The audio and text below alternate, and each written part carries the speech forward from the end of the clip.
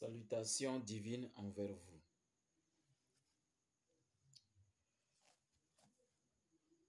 Bonjour dans les bénédictions divines. Je vais vous parler aujourd'hui de la mort. Aujourd'hui, j'ai fait beaucoup de choses. Je parle de cette journée. J'ai fait le rituel d'initiation pour un nouveau Makeru, un nouveau membre. Je suis également allé à Tapamé pour préparer une maison contre les diables. À mon retour, sur le chemin, surtout ceux qui, vous, les Makeru qui sont au sud, certains d'entre vous sont déjà au courant. On devait peut-être préparer aujourd'hui mon cercueil, mais grâce aux énergies macrocosmiques, grâce à Dieu, le grand macrocosme, j'ai pu vraiment déjouer cet accident très grave. Et je crois que c'est très simple pour nous les initiés. Sachez que la meilleure manière d'aller facilement dans une maison, même en ayant les yeux fermés, je crois que c'est une maison dans laquelle vous avez l'habitude d'y aller. Comme par exemple, si je travaille par exemple à la CET, je sais que ça serait facile d'y aller parce que je suis habitué. Si je travaille à la TDE, au ministère de l'Agriculture, quel que soit l'endroit, c'est facile d'y aller. C'est pour vous dire que la meilleure manière pour un individu, pour une personne, ou encore pour les initiés, ou pour les Makeru, de rejoindre votre cercueil, de rejoindre l'endroit où vous serez enterré, dépendra de la manière dont vous avez préparé cet endroit de votre vivant. Un initié doit préparer l'endroit de sa mort, de son vivant, afin d'en être capable d'aller quand il le voudra.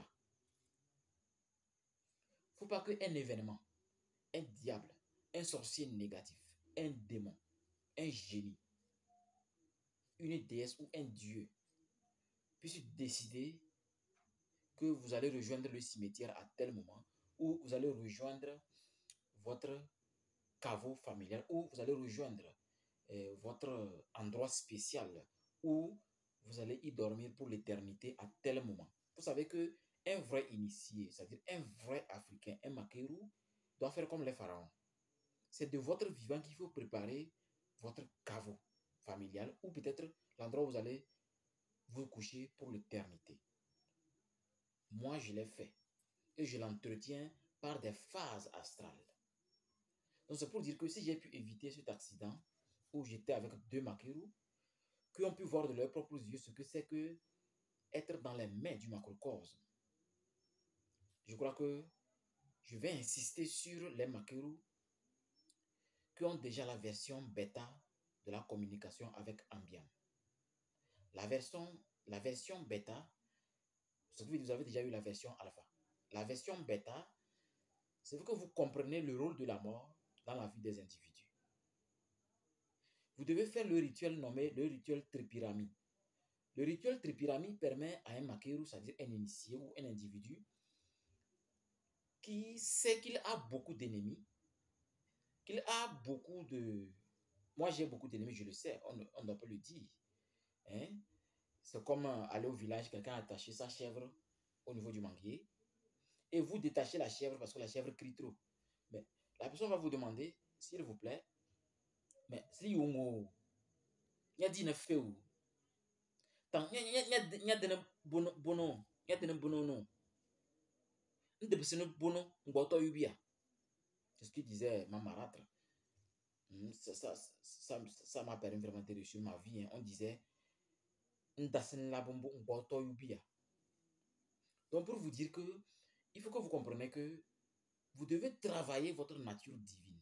Vous devez développer votre puissance cosmique afin que quand le mal a tout prévu que vous rejoigniez plus tôt l'endroit où vous serez enterré, vous puissiez déjouer cela. Vous voyez, il y a plusieurs manières pour attaquer les spirituels. Parce qu'un spirituel qui veut attaquer un spirituel ou un sorcier négatif qui veut attaquer un sorcier positif, c'est-à-dire nous les maqueros, il sait qu'il doit, je ne veux pas donner trop de secrets, mais je veux quand même dire il y a certaines stratégies. Mais sauf que nous, on a tellement travaillé sur ces stratégies, on a tellement travaillé sur ces contours à telle enseigne que il va falloir avoir plus que les intestins dans le ventre pour pouvoir tuer facilement un maquereau. Un maquereau qui a la version, non seulement la version bêta, un maquereau qui est sérieux et qui avance sur le chemin initiatique. Vous comprenez que on ne peut pas se permettre, étant spirituel, ou sachant que j'ai beaucoup d'ennemis, ou du moins j'ai des gens sur moi, des gens qui prétendent m'aider, mais qui sont en train de travailler sous mes pieds. Alors vous devez savoir que vous devez travailler de sorte que votre mort soit comme une pièce de monnaie dans votre poche. Qu'est-ce qui se passe avec une pièce de monnaie? C'est que la pièce de monnaie, elle est dans votre poche. Et c'est vous qui l'avez mise là-bas. Donc vous la maîtrisez. Vous pouvez l'enlever, acheter du beignet ou faire ce que vous voulez. Votre poche est, vous connaissez bien votre poche. C'est comme on dit, je lis dans votre esprit comme un livre ouvert. C'est ça. Un individu ne peut pas puiser une potentialité. Un individu ne peut pas profiter de ses pouvoirs naturels que Dieu lui a donnés pour se sauver s'il n'a pas développé ou n'a pas découvert ses pouvoirs. Parce que le développement et la découverte font partie de la prise de conscience de qui vous êtes. Il y a des gens qui ne sont même pas conscients de ce qu'ils sont. Ça, c'est dangereux.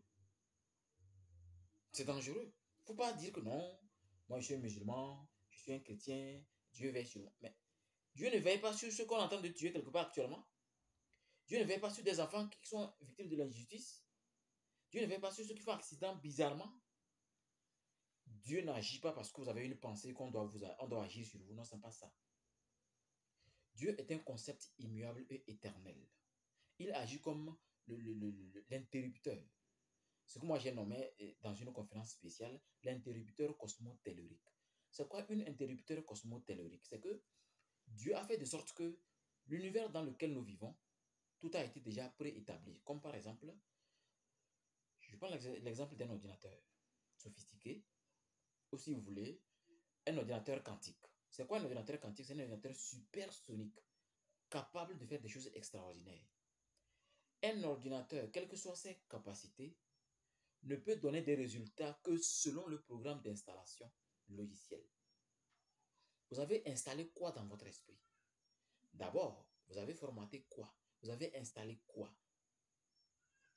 Vous comprenez que chaque individu a une potentialité qu'il doit prendre possession. Ce qui veut dire que vous avez découvert, vous en prenez possession. La possession vous fait comprendre que, voici ce que je suis capable de faire. Maintenant, la prise de conscience fait que cette potentialité grandit naturellement. Naturellement. Et vous profitez de ces pièges des démons, des diables dans votre vie. Ils vont toujours échouer tant que vous êtes conscient de qui vous êtes. Mais attention, à ne pas être conscient que ce talisman dans ma poche va me sauver. Par exemple, ce cristal ne peut pas me sauver. Non.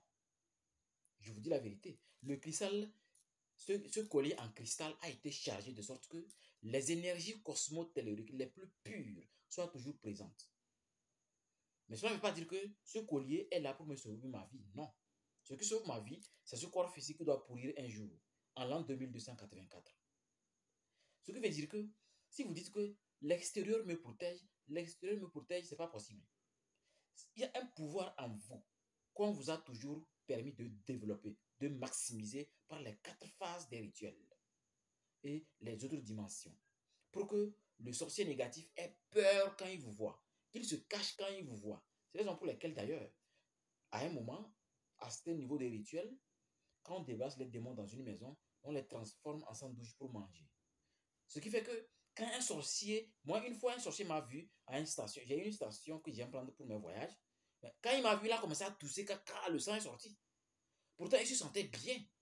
Il a toussé car le sang sortait. On a dû le dégager de la station. Mais moi, je savais ce qui se passait.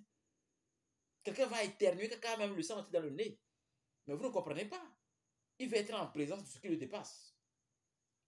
Si vous avez une fois mangé la chair humaine, vous avez une fois bu le sang humain, vous ne pourrez pas faire une minute en présence de moi, Ramsès II.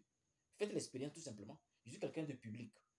Venez dans un endroit où je suis là et soyez conscient que vous avez pris la chair humaine ou le sang humain.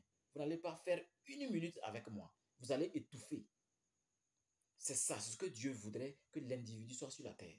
Une image, une pureté incommensurable. Donc j'ai remercié vraiment les énergies. J'ai remercié mes propres énergies. J'ai remercié mes ancêtres. Avant de dire merci au Créateur du ciel et de la terre. Parce que je ne peux pas commencer par remercier Dieu. Ce n'est pas possible. Non, non, non. Il ne me sauve pas parce que je le remercie en premier lieu. Non. Il me sauve peut-être parce que je respecte les lois. Je respecte les lois.